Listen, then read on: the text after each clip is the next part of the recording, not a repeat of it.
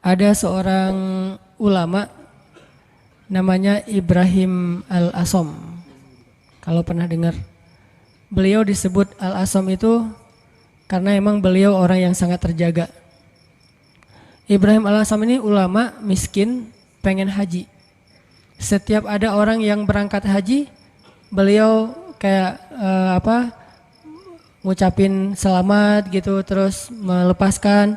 Pas pelepasan jamaah haji beliau selalu baper, nangis sendiri di pojok rumah.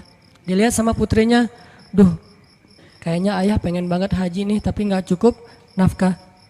Anaknya yang putri yang paling sulung nanya, "Pah, kenapa sih papa gak haji aja?" Kata Ibrahim Al-Asom, "Nak, kalau ayah haji, terus yang nafkahin kalian siapa? Biaya haji mungkin murah, tapi nafkahnya siapa? Sementara istrinya, keluarganya gak ada yang nafkahin selain suaminya ini, orang tua." Akhirnya anaknya bilang, "Allah yang menafkahi kami. Berangkatlah wahai ayah, serahkan kami kepada yang lebih baik daripada ayah, yaitu Allah." Terus anaknya nanya, ayah itu pemberi rezeki atau pemakan rezeki?" Ini anak luar biasa nih. Ayah itu pemberi rezeki atau pemakan rezeki? Ayahnya bilang, pemakan rezeki sama seperti kamu dan yang lain. Ya kalau gitu serahkan kami kepada pemberi rezeki. Berangkat wahai ayah. Beneran. Ibu gimana? Udah ibu biar aku aja yang ngobrol sama ibu mah. Biarin ayah berangkat haji, nanti biar Allah yang jaga kita. Setelah dibujuk akhirnya setuju. Berangkat nih Ibrahim Al-Asom. Berangkat. Di tengah jalan berdoa, "Ya Allah, saya titipkan keluarga saya kepada Engkau. Engkau sebaik-baik yang menjaga, yang memelihara. Saya aja Engkau pelihara, apalagi keluarga saya." Akhirnya berangkat. Hari pertama nafkah yang disiapin sama ayah mereka masih cukup. Hari kedua, hari ketiga, hari keempat mulai kurang nih. Udah nggak cukup makanannya. Rotinya habis. Cuma ada air putih doang. Korma udah habis. Mulailah ibunya mengeluh. Ngeluh kepada anak yang perempuan, "Nih gara-gara kamu nih. Gara-gara kamu akhirnya ayah berangkat. Terus kita gimana, nasib kita gimana, dan seterusnya ngeluh." Anaknya nanya lagi kepada ibunya, "Mah, ayah kita itu pemakan rezeki atau pemberi rezeki?" Kata mahnya, "Ya pemakan rezeki sama dengan kita, tapi kan tetap harus ikhtiar." Ya udah kalau gitu pemakan rezeki telah pergi, sedangkan pemberi rezeki terus menjaga kita. Allah kan gak pergi, yang pergi itu yang makan rezeki, Allah gak pergi. Jadi tenang aja mah, sabar sedikit. Karena kalau Allah mau ngasih kejutan, Allah biasanya suka ngasih ujian dulu. Kenapa dikasih ujian? Supaya Allah ngelihat kita tuh pantas gak sih dapat kejutan dari Allah. Ini penting nih ya. Kalau Allah pengen ngasih kita surprise, Allah biasanya nguji dikit. Kenapa diuji? Karena Allah pengen lihat kita tuh pantas gak sih dapat surprise yang luar biasa dari Allah. Kalau kita bersabar, Allah kasih tuh kejutan yang luar biasa. Sabar mah, sabar.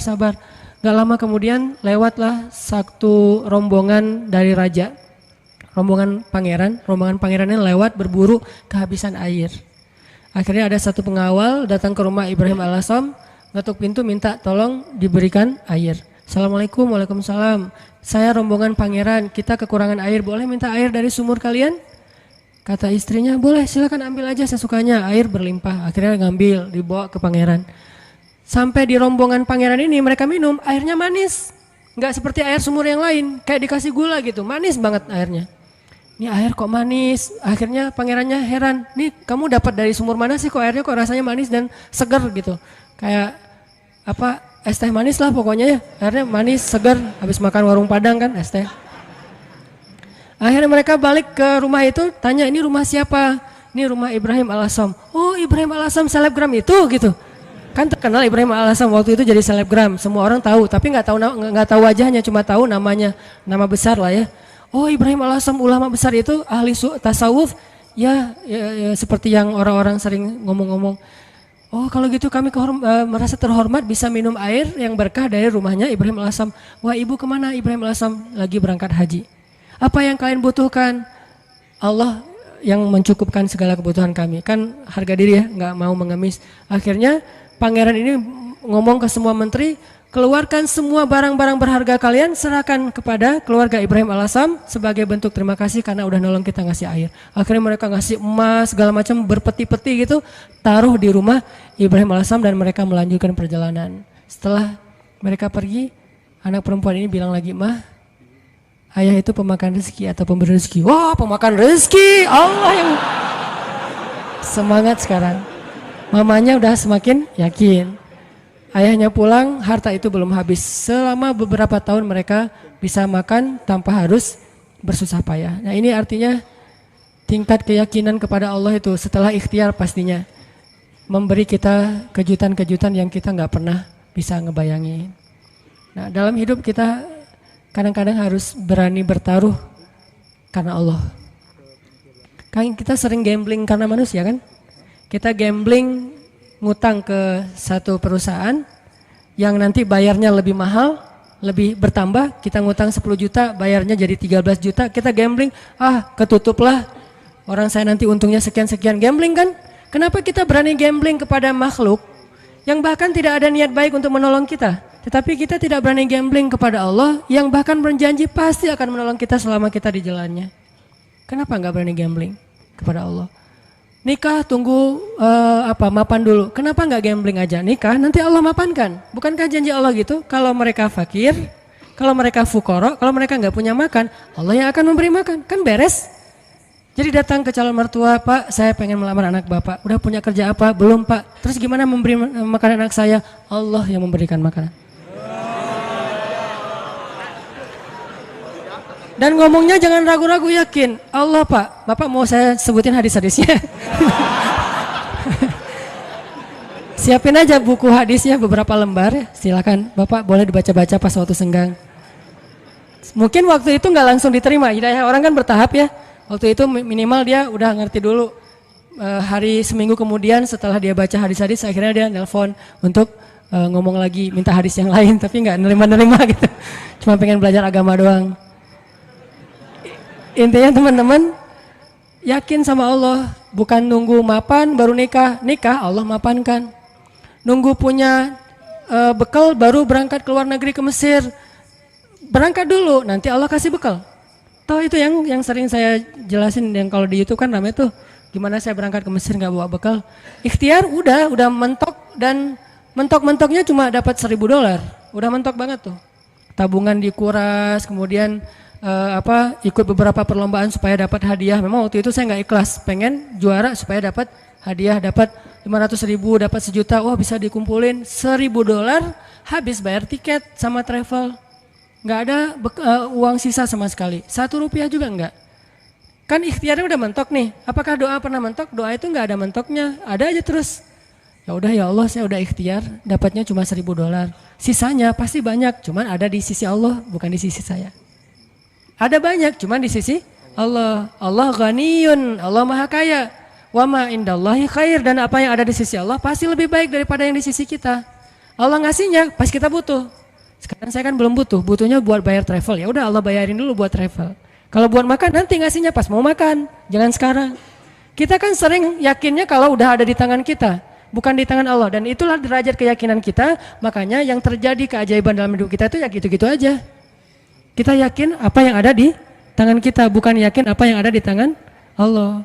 Terus jangan di tangan Allah, saya gimana nanti? Ya pas kita butuh Allah kasih. Jadi ibaratnya kita kayak nitipin duit ke orang yang sangat terpercaya, orang tua kita gitu. Atau ke istri, Mama pegang ya, kita lagi kayak traveling berdua nih sama pasangan. Yang kamu yang pegang duitnya, kasih berapa? 10 juta, jalan ke Bali gitu. Kita khawatir nggak jalannya? Enggak, orang duitnya udah dipegang pasangan kita kan, dan kita percaya nggak mungkin dia duit itu dipakai sendiri, tiba-tiba dia beli gaun, beli apa, habis aja duitnya. Nggak mungkin, dia paham manajemen keuangan kita. Pas bayarin taksi, keluarin sama dia. Bayarin kasih tips ke bel misalnya di hotel, bayarin sama dia 15.000, 20.000. Ada terus ketika kita butuh. Gitu juga kita menitipkan nasib kita kepada Allah. Masalahnya cuma yakin.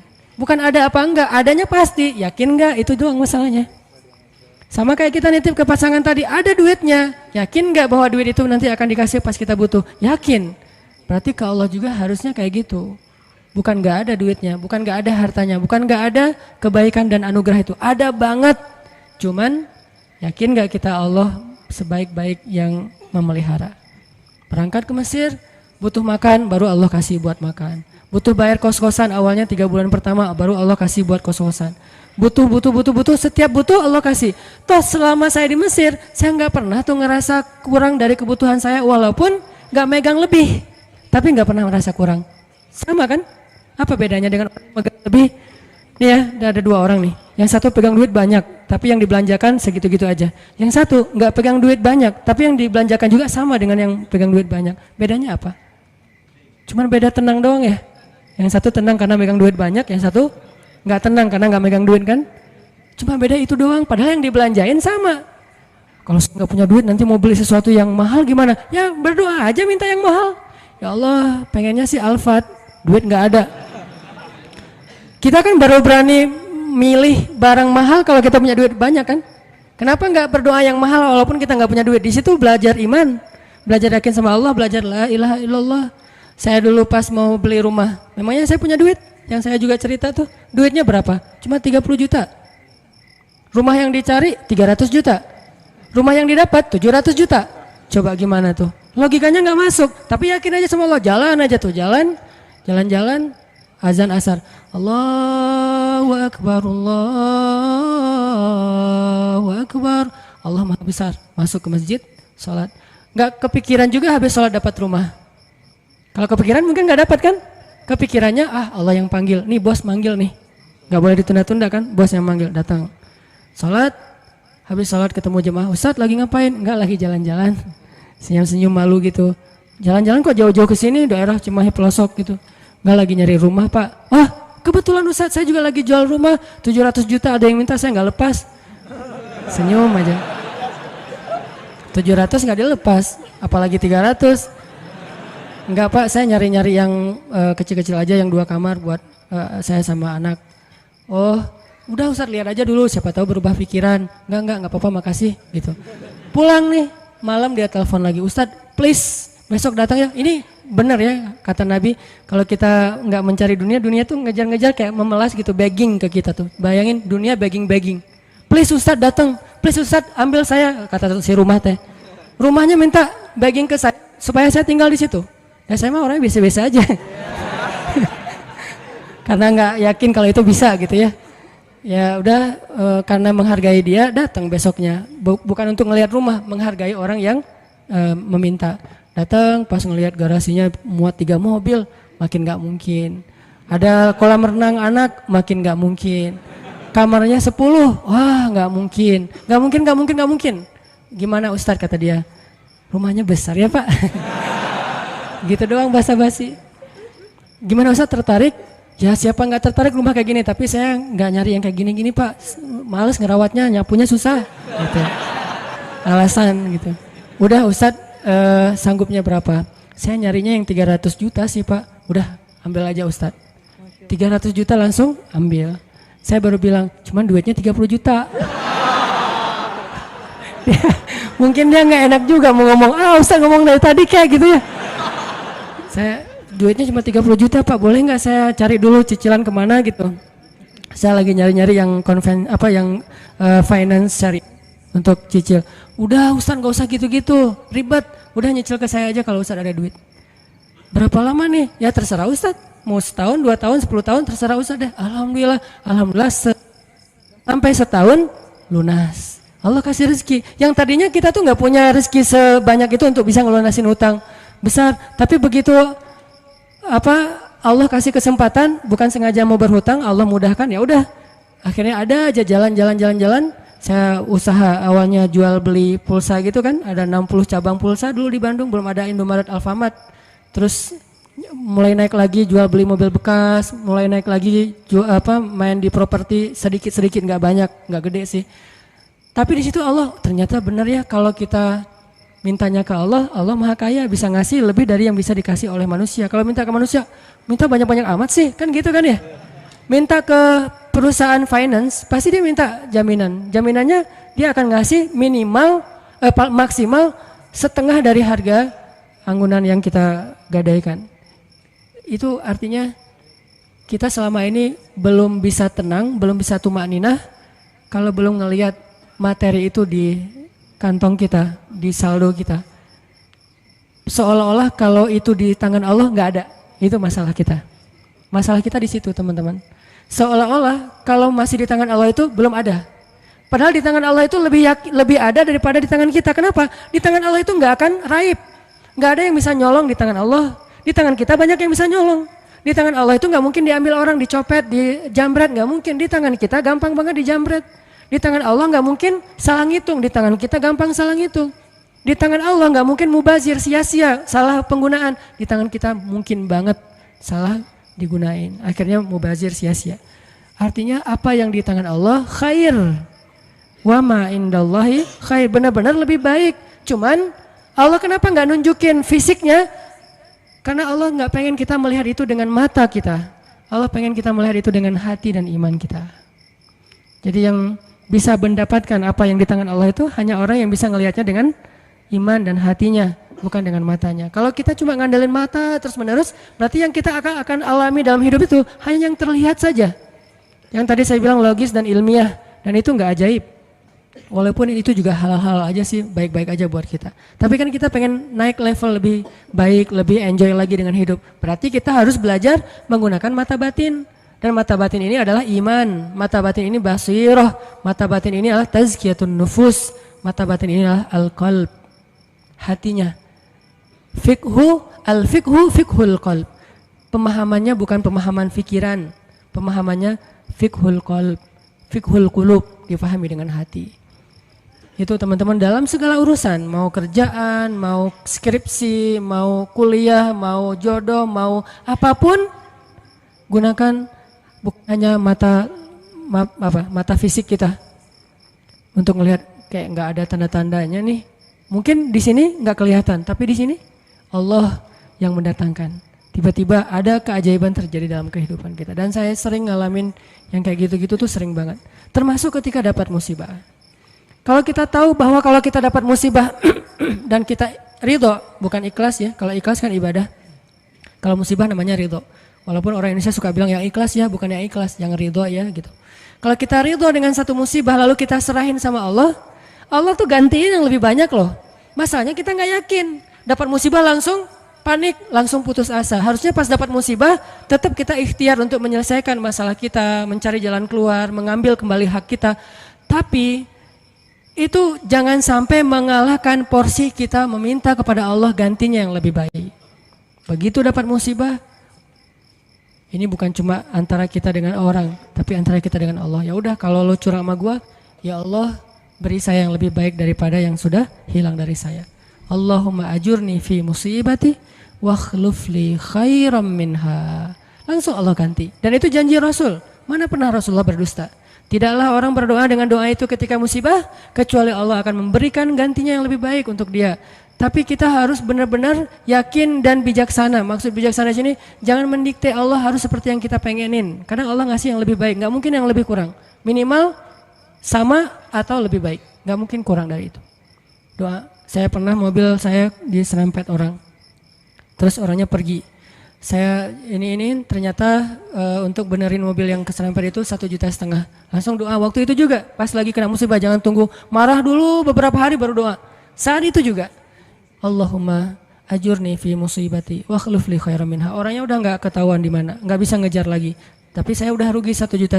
Gimana nih ya Allah, beri saya ganti yang lebih baik. Seminggu kemudian Allah ganti 15 juta. Benar kan 10 kali lipat? 15 juta. Dan itu bukan sedekah, bukan pemberian orang yang kasihan. Allah kasih jalan mungkin lewat usaha apa, lewat penghasilan apa, lewat untung dari mana. Yang jelas halal. Dan itu 15 juta, 10 kali lipat. HP saya jatuh. HP waktu itu harga yang punya pertama harga 2 juta. Ada qiyamul lail di masjid markasnya Pemuda Hijrah. Saya bangun jam 2, acaranya jam 2. Jadi udah telat kan. Bangun langsung panik gitu. Orang-orang pada nunggu. Miss call udah 15 gitu, banyak banget. Ustaz kemana aja? Akhirnya panik, wudu. Karena panik pakai baju segala macam, HP jatuh dan kacanya langsung pecah dan gak bisa dipakai. Saat itu juga saya doa, ya Allah beri saya ganti yang lebih baik darinya. Berangkat ke masjid. Paginya Allah ganti dengan Note 5 yang waktu itu harganya 10 juta. Gimana caranya? Allah punya banyak cara, ada aja. Tiba-tiba ada usaha ini yang mungkin untung sedikit, dari sini ada apa, ada yang hadiah atau ada apa. Banyak banget subulana, jalan-jalan kami. Tinggal minta aja sama Allah. Sehingga kalau kita yakin dengan ini, begitu diputusin. Kita adik kakak aja ya, gak apa-apa. Langsung nih. Kan dalam kondisi kayak gitu kayaknya kita lagi ngejos banget ya imannya. Doanya lagi khusyuk banget tuh. Sholat aja nangis-nangis kan. Padahal imam tuh belum baca ayat kita udah nangis. Allahu Akbar. Takbirnya aja khusyuk, coba subhanallah itu. Kalau lagi diputusin emang gitu banget sih sholatnya. Pernah nggak sih ngerasain? Nggak pernah ya. Pokoknya waktu yang paling enak berdoa itu lagi habis diputusin, habis rugi, pokoknya lagi banyak masalah tuh doanya enak banget tuh. Tilawah Al-Quran baru alif lam mim udah nangis. Belum juga ayatnya la uqsimu biyaumil qiyamah tentang al-haqqah, enggak, bukan ayat-ayat kiamat. Alif lam mim doang. Atau nun nangis, nun doang nangis. Satu huruf gitu ya. Jadi dalam kondisi yang lagi sangat lemah, itu kondisi sebetulnya spiritual kita lagi sangat kuat. Jadi secara fisik atau secara emosi kita lagi lemah-lemahnya, di saat yang sama berarti spiritual kita lagi kuat-kuatnya. Gunakan kesempatan itu. Biasanya kalau emosinya lagi stabil, lagi nyaman, spiritualnya lemah. Seringnya tuh kayak gitu kan. Lagi nggak ada masalah, lagi nyaman nih, semuanya kayaknya asik-asik aja. Kita doa juga Rabbana atina fid dunya hasanah. Ada yang lebih parah, ya Allah samain aja deh dengan yang sebelah gitu kan. Saking malesnya berdoa, doa sholat juga bacanya yang standar-standar aja, Al-Ikhlas. Karena cuma itu yang ikhlas, yang lain nggak ikhlas. Tapi begitu emosional kita lemah, di waktu yang sama spiritual kita langsung kuat. Entah kayak gimana, itu mungkin fitrah manusia ya. Asal emosionalnya lemah langsung kuat. Dan itu spontan kadang-kadang teman-teman. Saya dulu pernah tinggal di rumah kontrakan di sebelah,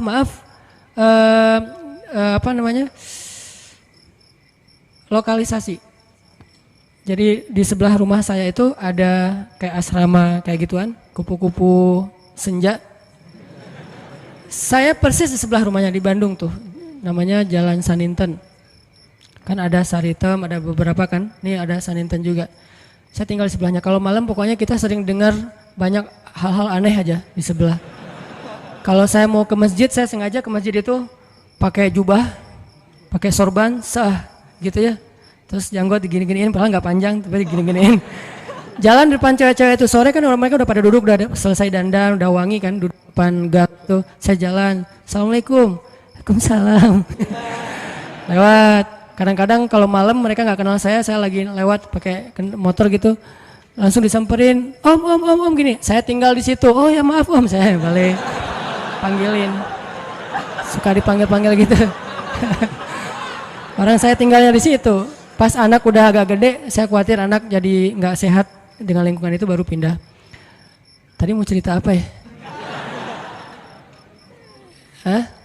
Oh ya, spontan ya. Nah yang punya tempat itu pastinya nggak pernah sholat dan memang preman juga sih, badannya gede. Kalau dengan saya mungkin 4 kali saya lah, gede banget pokoknya, gede banget orangnya, tinggi besar dan nggak ada yang berani sama dia. Ada gempa waktu itu di Bandung, siang-siang gempa, dia lagi tidur di atas, biasa tidur pagi gitu, jam 10 pagi tidur.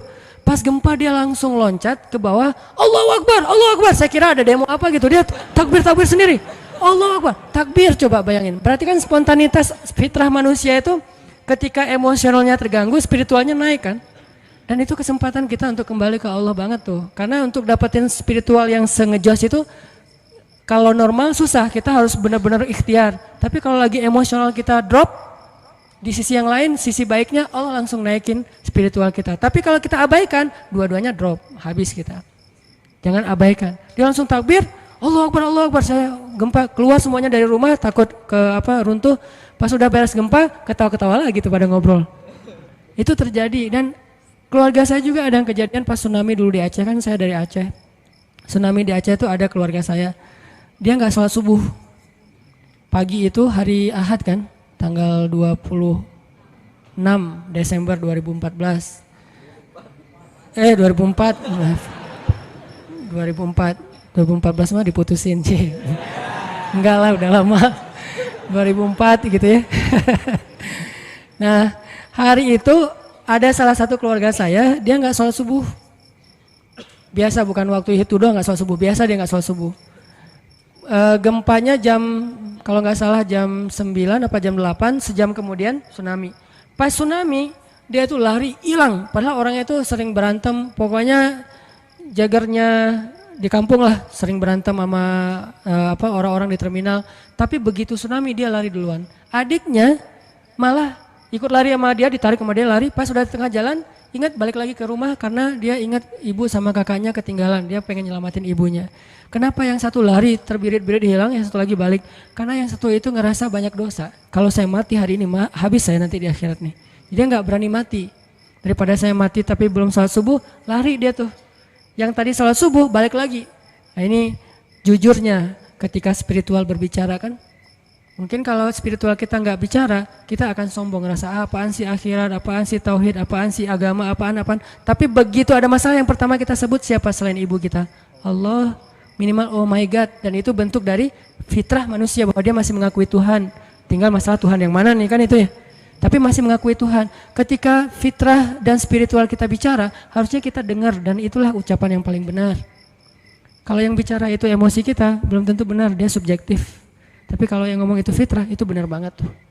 Sehingga teman-teman gunakan kesempatan pas lagi dapat musibah, ya Allah, angkat kedua tangan kita, doa kepada Allah, mulai dengan memuji Allah, kemudian salawat kepada Rasulullah, minta yang setinggi-tingginya nggak masalah, karena kalau Allah nggak ngasih di dunia kayak gitu, Allah kasih kayak gitu di akhirat, bahkan lebih baik dari itu. Apa sih ruginya kita minta, ya Allah beri saya Ferrari? Ini yang nggak tahu diri nih, mintanya Ferrari gitu. Tapi kan minta ke Allah nggak masalah, dan kita yakin kalau nggak dikasih Ferrari di dunia, minimal dikasih Ferrari di akhirat. Bangkit dari kubur, ada Ferrari. Halusinasi, ternyata dia belum meninggal, mimpi gitu. Bangkit dari kubur, datang kendaraan nih. Dan benar-benar kan di akhirat ada kendaraan kan. Cuman bahasa hadisnya kendaraan dari cahaya, kendaraan dari amal soleh. Tapi bahasanya kendaraan. Dan kita akan mengendarai kendaraan itu untuk bisa ngelakuin touring sepanjang Padang Mahsyar. Padang Mahsyar tuh touringnya capek banget loh. Itu touring paling heboh tuh. Di mana pusat Padang Mahsyar teman-teman? Palestina. Hari ketika manusia disidang, dibangkitkan, spot bangkitnya, meeting pointnya, itu Palestina. Makanya di dalam Al-Quran Allah menyebutkan Palestina itu dengan istilah Yauma yunadil munadi mim makanin qarib. Hari ketika malaikat memanggil manusia dari tempat yang dekat. Semua ulama tafsir sepakat tempat yang dekat itu artinya Palestina, Al-Quds. Siapa yang meninggalnya di Palestina itu sebuah kebaikan yang luar biasa karena nanti dia akan bangkit lebih dulu dan akan dimudahkan hisapnya. Itulah keutamaan salah satunya meninggal di Palestina walaupun gak semuanya punya nasib yang sama. Tapi setidaknya manusia bangkit. Terus dari sini ke Palestina ngapain? Gimana jalannya? Mau jalan kaki? Dari Bekasi ke sini aja tadi berapa jam jalan kaki kan? Apalagi dari Sunda Kelapa ke Palestina, itu jauh banget loh. Jalan kaki itu bisa bertahun-tahun sampai ke Palestina. Dan itu bumi yang sekarang, sedangkan Padang Mahsyar ribuan kali lipat lebih besar daripada bumi sekarang. Dan bumi Padang Mahsyar itu belum ada sekarang. Nanti Allah jadikan lagi setelah kita bangkit. Karena Allah berfirman di akhir surat Ibrahim, Yauma tubaddalul ardu ghairal ardi was samawat. Hari ketika ard itu bahasa Arab jadi bahasa Inggris earth. Itu bahasa Arab. Yauma tubaddalul ard ghairal ard was samawat. Hari ketika bumi yang lama diganti dengan bumi yang baru. Bumi yang lama namanya bumi yang sekarang dunia, ardud dunia. Bumi yang baru namanya ardul mahsyar, padang mahsyar. Ukurannya miliaran kali lebih besar daripada bumi yang sekarang. Karena semua planet, bintang-bintang itu disatuin jadi satu bumi. Dan matahari cuma jadi satu dan dekat banget. Dan artinya jarak kita ke Palestina aja udah miliaran kali lebih jauh dari sekarang. Kalau nggak punya kendaraan terus mau jalan kaki kapan sampainya. Itulah kenapa ada orang di padang mahsyar ribuan tahun nggak beres-beres. Kenapa? Jalan doang dari ribuan tahun belum disidang. Harus ke Palestina. Sampai di sana sidangnya juga lama. Belum lagi ngelewatin sirat. Sirat itu panjangnya dari bumi ke langit. Dan langit terjauh yang pernah ditemukan oleh sains berapa miliaran tahun perjalanan cahaya kan, bukan jalan kaki. Kalau nggak punya kendaraan gimana sampainya ke surga?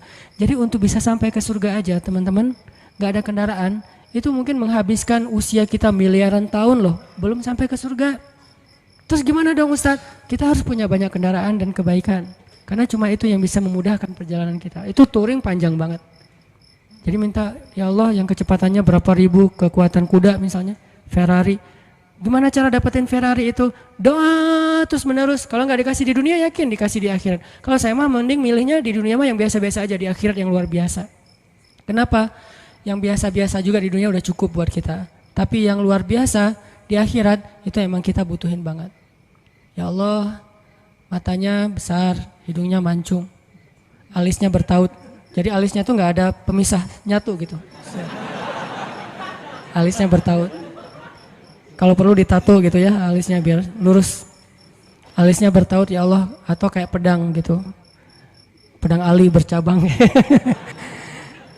Tingginya sekian ya Allah, kulitnya putih Korea lah. Minta yang sebaik mungkin. Nanti kalau nggak dikasih jodoh kita kayak gitu di dunia, maka jodoh kita yang di dunia itu nanti akan Allah perindah di akhirat. Dan saya sering cerita, di surga itu nggak ada jomblo. Jadi nggak usah khawatir. Tetap ada wedding lah di surga. Dan WO-nya itu para malaikat banget. Malaikat yang nyiapin segala macam, kita dirias sama malaikat. Nang sini nang, dirias sama malaikat. Malaikatnya tuh yang bagian rias yang keren-keren gitu, dirias udah secantik-cantiknya. Rambutnya nggak kusut lagi selama-lamanya, nggak ada cerita aduh keringetan ya, aduh AC-nya mati ya, ternyata ini apa segala macam, nggak ada tuh di surga. Selalu bahagia. Baitun, rumah yang tidak ada teriakan dan tidak ada keluhan cuma ada di surga. Di rumah tangga di dunia tetap ada. Gimana pun soleh keluarga Nabi, Aisyah kadang-kadang mengeluh manusiawi, tapi di surga nggak ada. Nikah di surga. Siapa yang jadi walinya? Allah Subhanahu wa Ta'ala. Saya nikahkan kamu dengan perempuan yang soleha ini, perempuan dunia yang udah jadi bidadari dengan mahar surga satu seluas langit dan bumi. Saya terima nikahnya. Nggak ada cerita di surga itu ngucapin akad nikah salah, itu nggak ada. Sah kata saksi, sah nggak ya, sah nggak ya, nggak deh. Ternyata saksinya mantan belum bisa move on gitu. Hati-hati cari saksi ya, jangan mantan. Pasti nggak sah melulu itu mah, 10 kali juga nggak sah. Intinya teman-teman, surga itu didapetin kalau kita benar-benar di dunia ini menggunakan semua kesempatan di sisi Allah SWT. Ada masalah minta ke Allah, ya Allah, ya Allah, doa aja yang sebaik mungkin, nggak ada sia-sianya.